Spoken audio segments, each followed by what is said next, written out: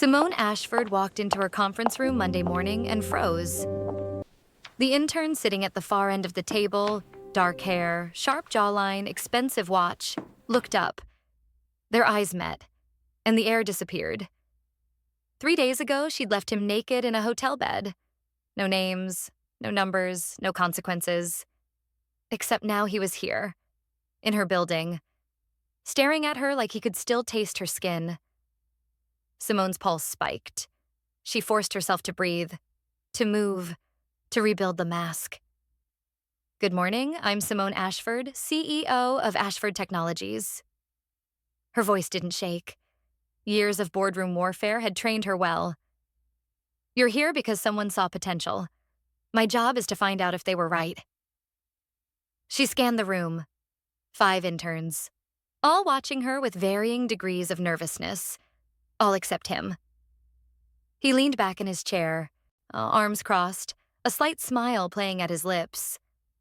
Recognition flickered in his dark eyes, followed by something far more dangerous: amusement. Simone's stomach dropped. Let's go around the table. Name, school, division assignment. She pointed to the blonde girl nearest her. You first. One by one, the interns introduced themselves. Stanford, MIT, Carnegie Mellon. And then it was his turn. He stood slowly, buttoned his jacket, extended his hand across the table. Kang Jae-min, Seoul National University. I've been assigned to your division, Ms. Ashford. His voice was smooth, professional, but his eyes said something else entirely.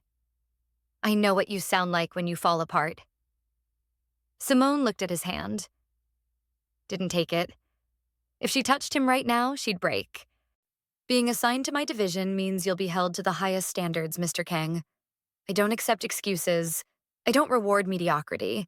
And I certainly don't tolerate inappropriate behavior of any kind. She held his gaze. Do we understand each other? Perfectly.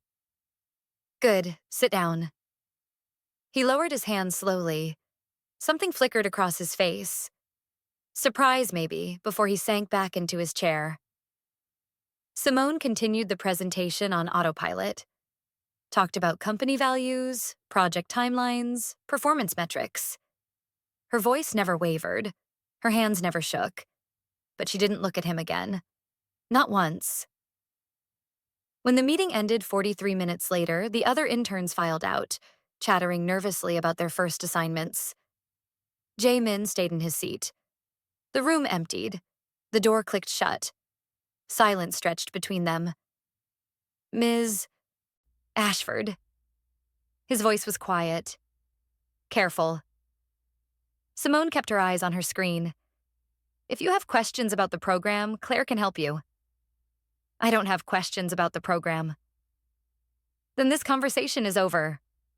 Is it? She forced herself to meet his eyes. Big mistake. He wasn't looking at her like she was his boss. He was looking at her like she was the woman who'd whispered his name in the dark, who'd dug her nails into his shoulders, who'd fallen apart in his arms 3 nights ago. You didn't tell me who you were, he said quietly. You didn't ask. I asked your name, and I gave you one. You lied. I omitted. There's a difference. Jae-min leaned back in his chair. So that's how we're doing this? There's no we, Mr. Kang. There's you, an intern in my company, and me, your CEO. That's all there is. That's not all there is. Yes, it is. He stood, walked toward her, slowly. Stop. He did, 3 feet away. I don't know what game you're playing, he said quietly, but I'm not interested. Good. Neither am I. Then why do you look like you're about to run? I don't run. Everyone runs from something. What are you running from? Simone picked up her tablet and walked toward the door. This conversation is over. You have work to do, Mr. Kang. She reached for the handle. I can't stop thinking about you. The words hit her like a punch. Simone froze. That night, I keep replaying it. The way you looked at me, the way you... Stop. Why? She turned. The look on his face nearly broke her. Raw, open, young. Because it was a mistake, Simone said. A mistake I don't intend to repeat. It didn't feel like a mistake. Feelings are irrelevant. Not to me. Then you're going to have a very difficult 12 weeks, Mr. Kang. She walked out, left him standing there, alone. 2 days earlier, the bar had been nearly empty by the time Simone decided she'd had enough. 3 drinks, 4 maybe. She'd stopped counting after the second old-fashioned. Her team was upstairs celebrating a $12 million contract.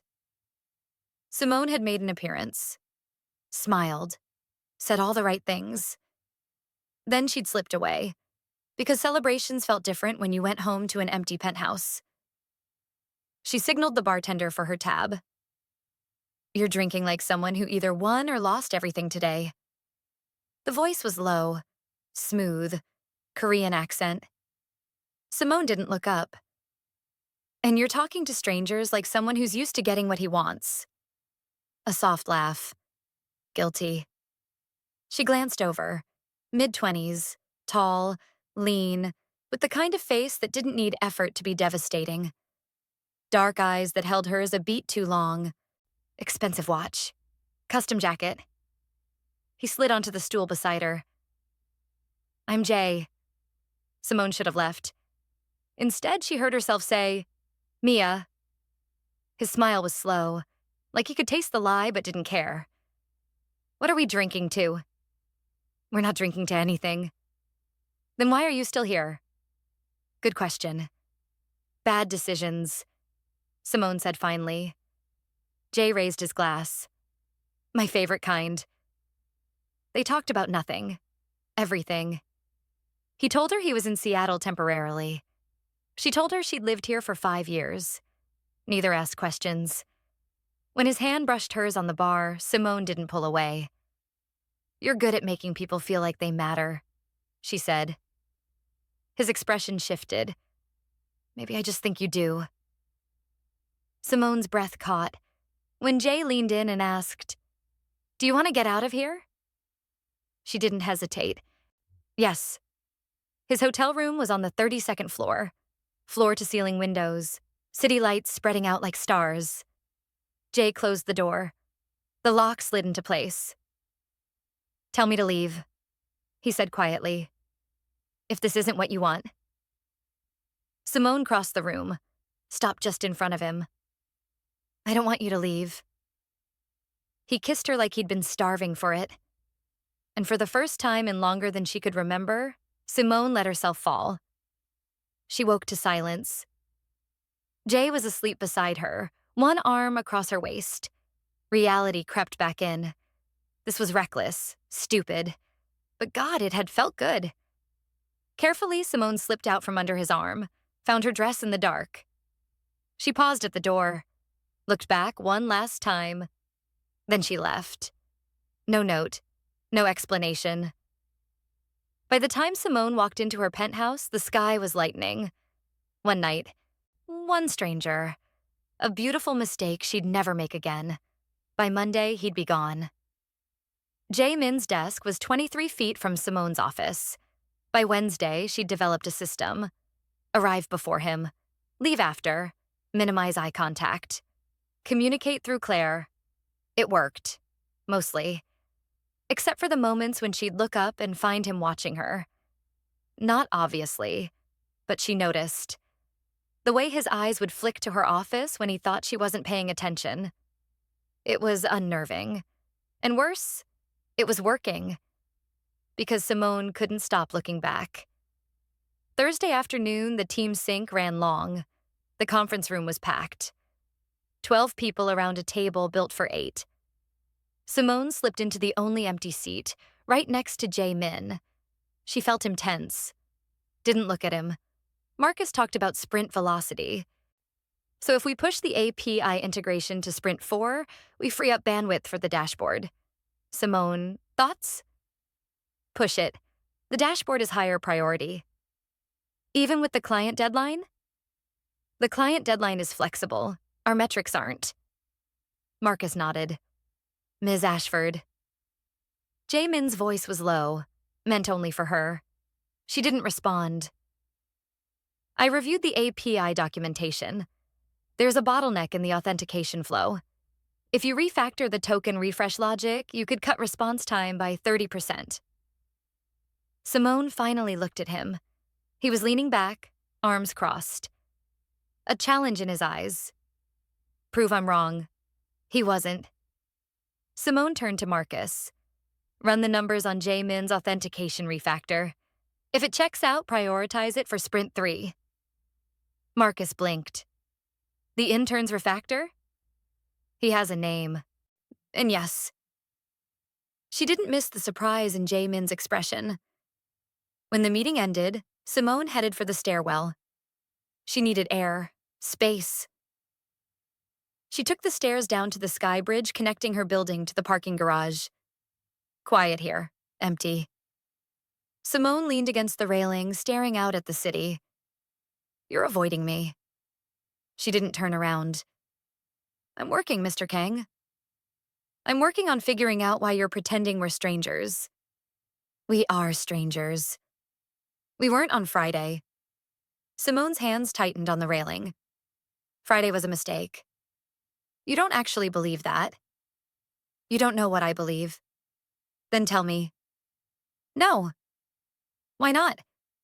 Because this conversation is inappropriate. And Friday wasn't? Simone spun around. He was closer than she'd thought. What do you want from me? She asked. The truth. The truth is, you're an intern. I'm your boss. Anything beyond that is impossible. Why? You know why. Say it. Because you're 23 years old. Because your uncle controls 40% of my company's funding. Because if anyone found out, no one will find out. You can't promise that. Yes, I can. You're naive. I'm not naive. I'm just not afraid. You should be. Of what? Losing an internship? He stepped closer. I've been disappointing my uncle my entire life. This would just be one more thing.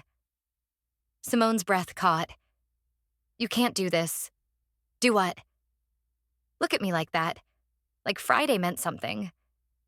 It did mean something. It was one night.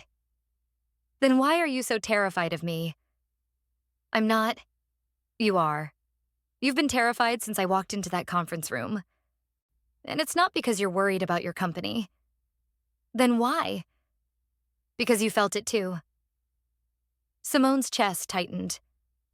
It doesn't matter what I felt. It's the only thing that matters. No. What matters is that I have 60 people depending on me. What matters is that one wrong move could destroy everything I've built. Is that you're using your company as an excuse to keep everyone at arm's length. The words hit like a slap. You don't know anything about me.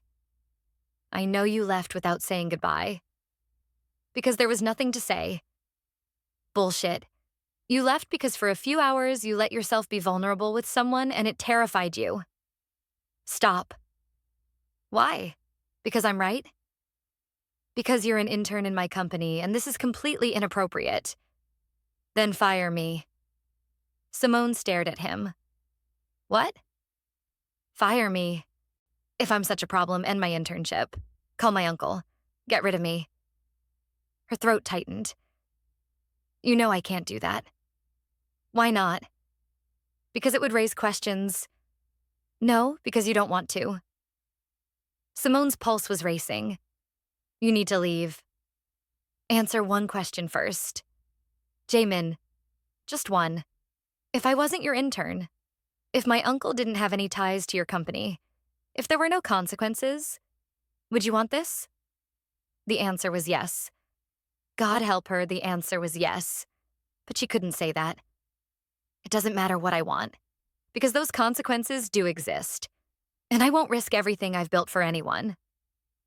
Something in his expression hardened. Right. Understood. He turned to leave. Jaemin. He stopped. Didn't turn around. This isn't personal. He laughed. Low, bitter. That's the problem, Ms. Ashford. For me, it is. He walked away, and Simone stood there alone, hating herself for wanting to call him back. That night, Simone couldn't sleep. If there were no consequences, would you want this? Yes. But there were consequences. She'd already lost everything once. She couldn't do it again.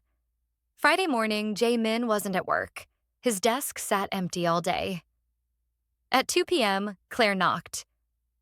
Jae-min called in sick. He'll be back Monday. Simone nodded, went back to her work, pretended the knot in her stomach wasn't getting tighter. Sunday afternoon, Simone was reorganizing her apartment when her phone rang. Unknown number. Hello? Ms. Ashford. This is Grace Kim from Seattle Presbyterian Hospital. I'm calling about Kang Jae-min. You're listed as his emergency contact. Simone's blood went cold. What happened? He was brought in about 2 hours ago. Motorcycle accident. He's stable, but... Simone was already grabbing her keys. I'm on my way. The hospital was 15 minutes away. Simone made it in 9. Kang Jae-min, she said to the woman behind the desk. I'm his emergency contact.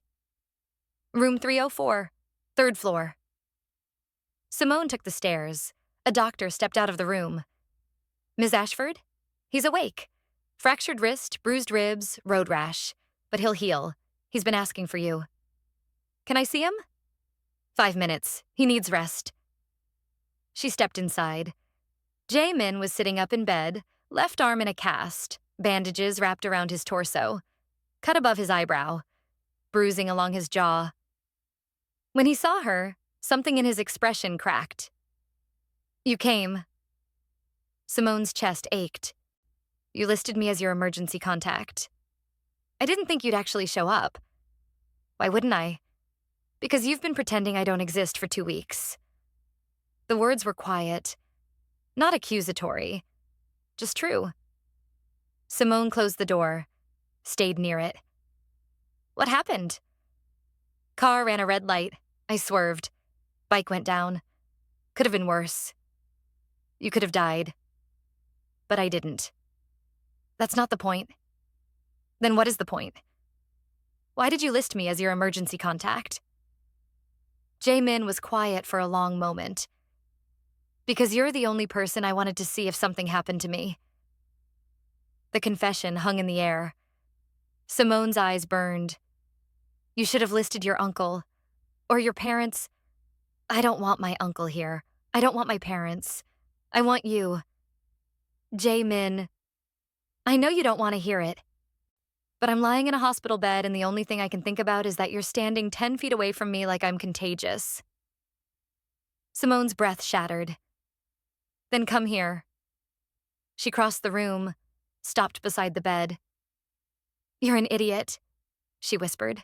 I know. You could have been killed. I know. His good hand reached for hers. She should have pulled back, but she didn't. His fingers closed around hers, warm, strong, alive. Then stop trying to stay away, he said quietly. It's not that simple. It is. You're just making it complicated. There are consequences. I don't care about consequences. You will, when your uncle finds out, when the board finds out. Let them. I don't care what they think. I do. Because I've spent my entire adult life building something that matters. I can't lose it all again. Jae-min's expression softened. You won't. You don't know that. But I know that hiding from this is killing you. Simone sank into the chair beside his bed. My ex-husband left me because I worked too much. Said I was cold, unfeeling, that I'd chosen my career over him. After the divorce, I promised myself I'd never let anyone close enough to hurt me like that again. Jae-min said nothing, just listened. And then I met you. And for the first time in 2 years, I felt alive. And it terrified me. Why? Because you're 23. You have your entire life ahead of you. In 5 years, you'll realize you wasted your youth on a woman too broken to give you what you deserve. I'm not him. What? Your ex. I'm not him. I don't care that you work too much. I don't care that you're driven. He shifted. What I care about is that you're so terrified of being hurt again that you're willing to walk away from something real. You don't know if this is real. We spent one night together. I know what I feel. Feelings fade. Not these ones. You can't promise that. Yes, I can. Jamin, I love you. The words stopped her cold. Don't. I love you. I've loved you since the moment you told me your name was Mia. I loved you when you walked out without saying goodbye.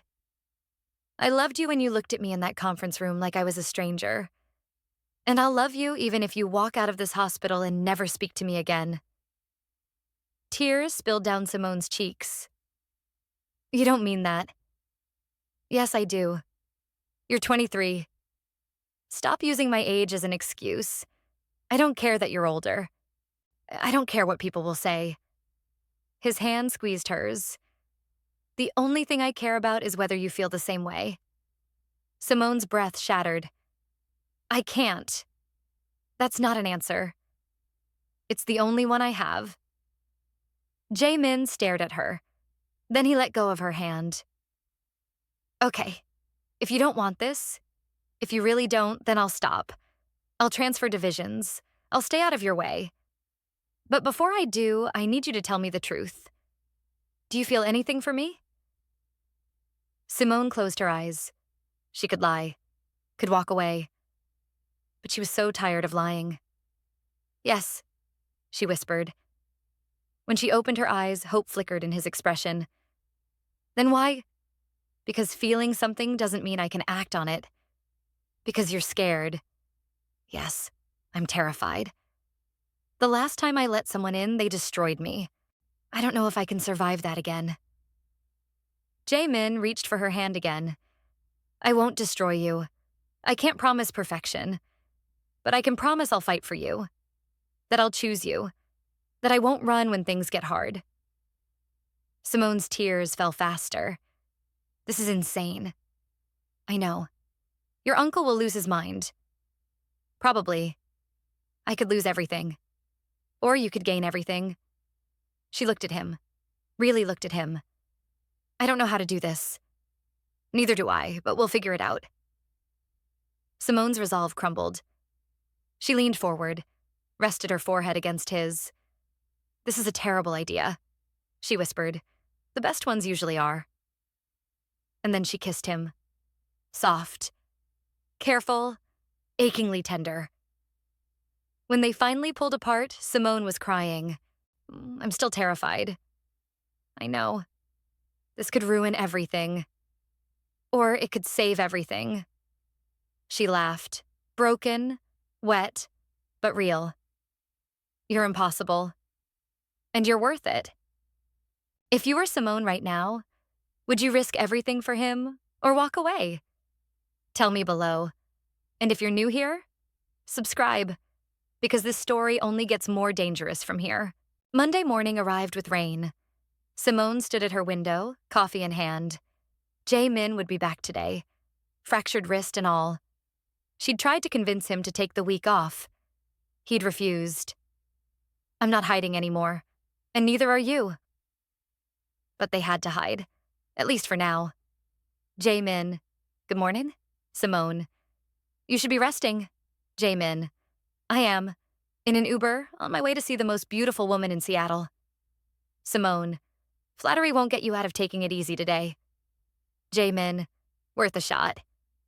She smiled despite herself. Simone. See you at the office. Jamin walked in at 8:47 a.m., cast on his left wrist, moving slower than usual. His eyes found hers immediately. Simone was talking to Marcus about sprint planning. She didn't acknowledge Jamin, didn't let her gaze linger. But everything had changed. By lunch, the entire office knew about the accident. The interns gathered around Jamin's desk, asking questions, signing his cast.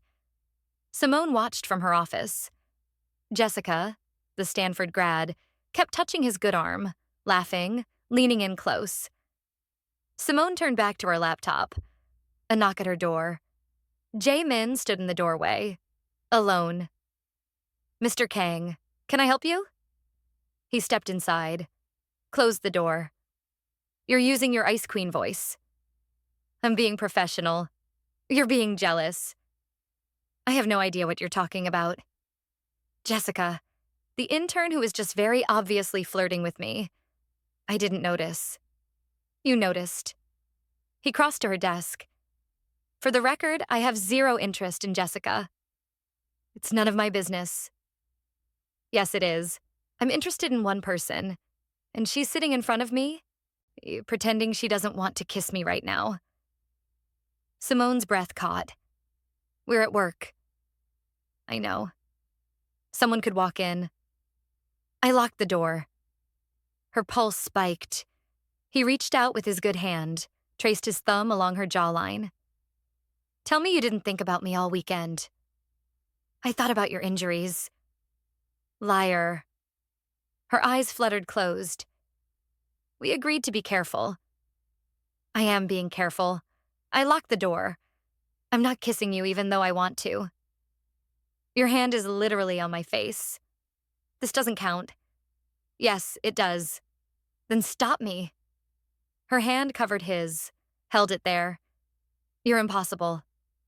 "And you're beautiful." A sharp knock at the door. They sprang apart. Jae-min moved to the window. Simone straightened her blazer, breathed. "Come in."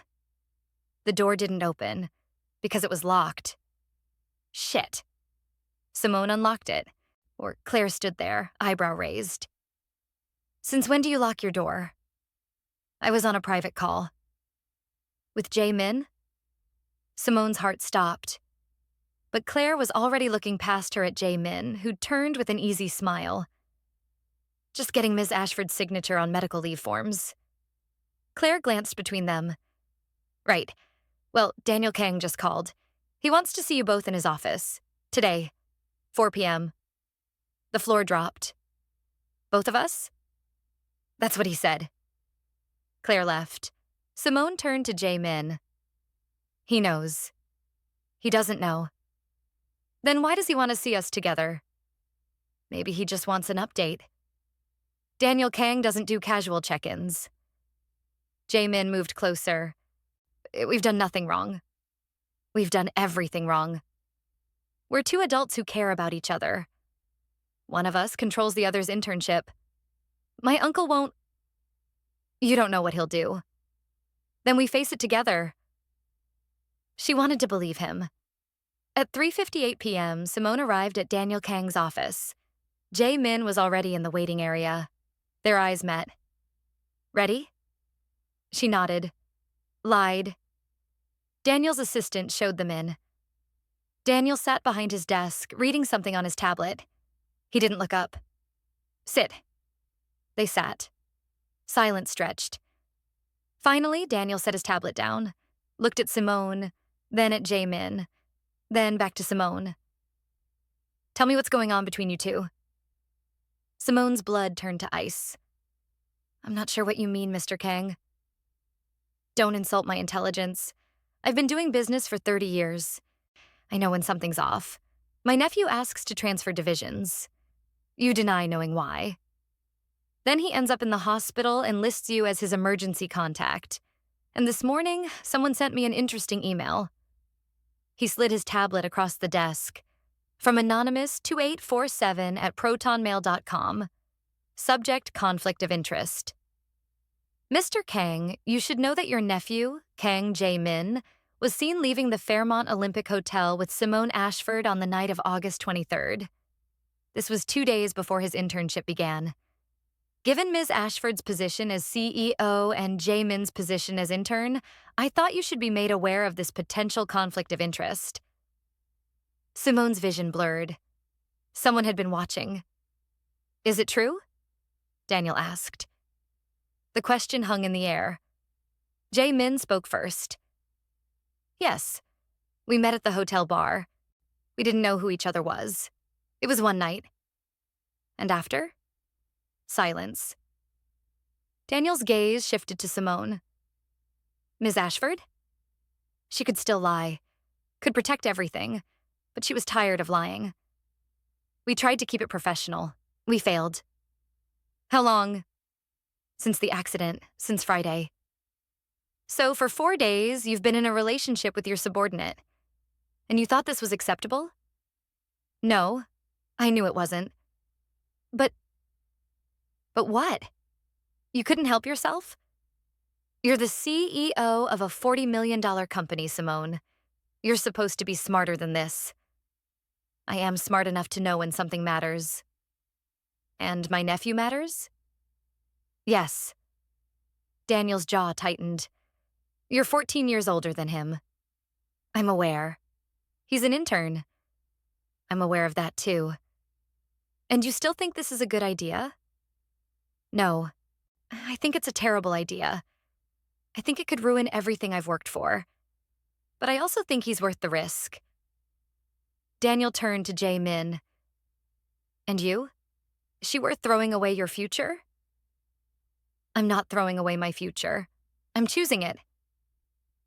Jae-min's voice was steady. I love her. And I'm not walking away. You're 23 years old. You don't know what love is. Yes, I do. Love is choosing someone even when it's hard. Even when everyone tells you not to. Even when you have everything to lose. Jae-min met his uncle's eyes. I love her. And if you can't accept that, then I'll walk away from this internship. But I won't walk away from her. Daniel's face went hard. Get out. Uncle? I said get out. Jae-min didn't move. Daniel turned to Simone. You have 24 hours to end this. Terminate his internship. Cut all contact, or I pull my investment. Simone's world tilted. You can't. I can, and I will. Choose, Ms. Ashford. Your company or my nephew. Simone stood on the sidewalk in the rain. Choose, your company or my nephew. Behind her, the door opened. Jae-min. He stood beside her in silence. You should go home, Simone said, her voice hollow. Not without you. Jae-min. We need to talk about this. There's nothing to talk about. There's everything to talk about. She turned to face him. Rain dripped down his face. He gave me an ultimatum. 24 hours. He'll pull 40% of my funding. Without it, I can't make payroll.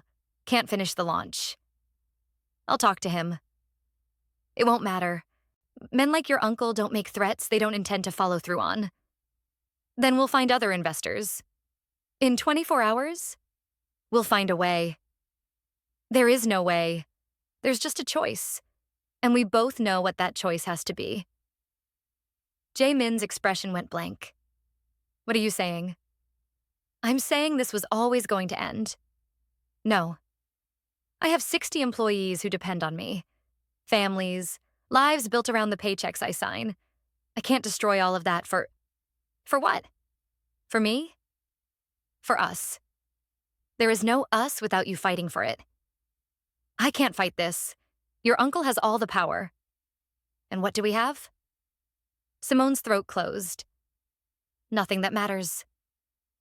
The words came out before she could stop them. Jae-min's face crumpled, then hardened. Right. Good to know where I stand. Jae-min. No. You've made yourself clear. I'm nothing that matters. That's not what I meant. Then what did you mean? I meant that what we have isn't enough to justify destroying everything else. Destroying or risking? There's a difference. Destroying is giving up without trying. Risking is fighting even when it's hard. I've already lost everything once. I can't do it again. You haven't lost anything. You're just too afraid to hold on. Simone's vision blurred. You don't understand. You're right. I don't. I don't understand how someone so brilliant can be so blind. I don't understand how you can tell me I don't matter when I've never mattered more to anyone. His voice cracked. But I understand this. I'm done fighting alone. Tears streamed down Simone's face. I'm sorry. Sorry doesn't fix this. Silence. I'll resign. Effective immediately. I'll tell my uncle it was my decision. Clean break. He turned to leave. Wait. He stopped.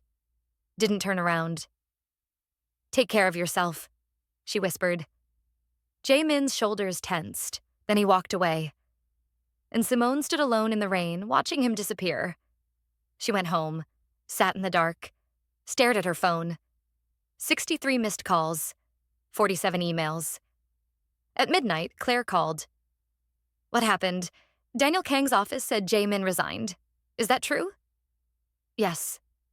Why? Personal reasons. Simone, what's going on? Nothing you need to worry about. Bullshit. You sound like you're falling apart. She was. Claire, send out a company-wide email. Let everyone know Jae-min's internship ended early. Thank him for his contributions. Keep it professional. And then what? And then we move on. Simone hung up. This was the right choice. The smart choice.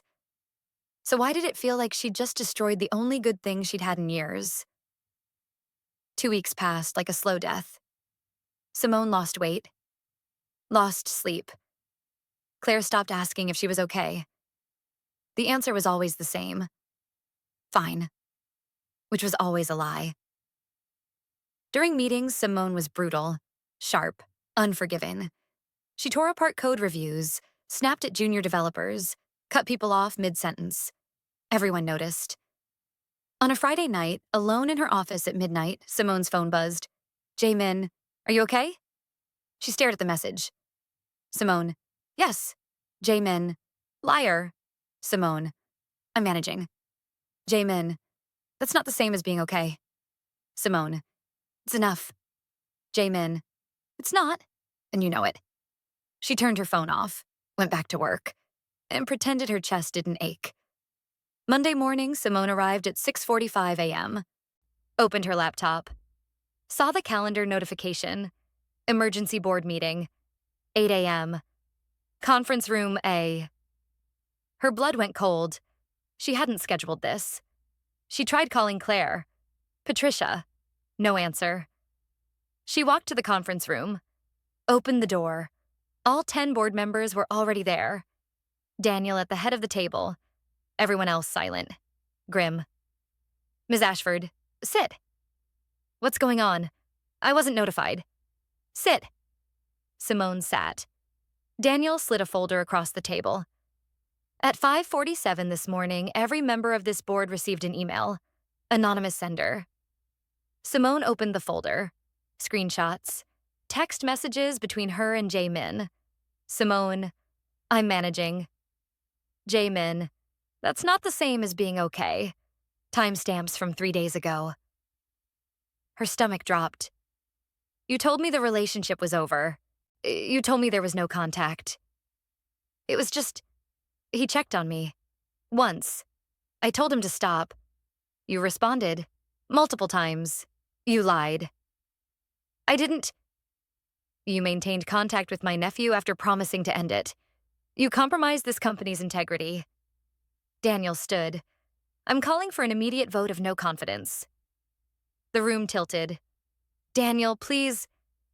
All in favor of removing Simone Ashford as CEO, effective immediately? 8 hands went up. Only Patricia and one other kept their hands down. Motion carries. You are removed as CEO. Effective immediately. You have 1 hour to collect your belongings. Simone couldn't breathe. Someone hacked my phone. Someone sent these. The source is irrelevant. The content is damning. Daniel gestured to security in the doorway. 1 hour. The guards took Simone's arms, led her out. Met through the office, past employees, past Claire, who looked stricken, into her office. 5 years in a cardboard box. At 9:03 a.m., Simone Ashford walked out of her company, into the rain, holding everything she had left, which was nothing. The next day, someone knocked. Simone didn't answer. Simone, it's Patricia. Open the door. I have information you need to hear. Simone opened the door. Patricia walked in, holding a tablet. I did some digging. The email that went to the board came from a burner account, but I traced the IP address. It came from Jessica Chen, the Stanford intern. Simone's blood went cold. What? She had someone hack Jamin's phone, got into his messages with you, sent everything to the board. Apparently, she asked Jamin out. He rejected her. She figured out he was involved with someone and decided to find out who.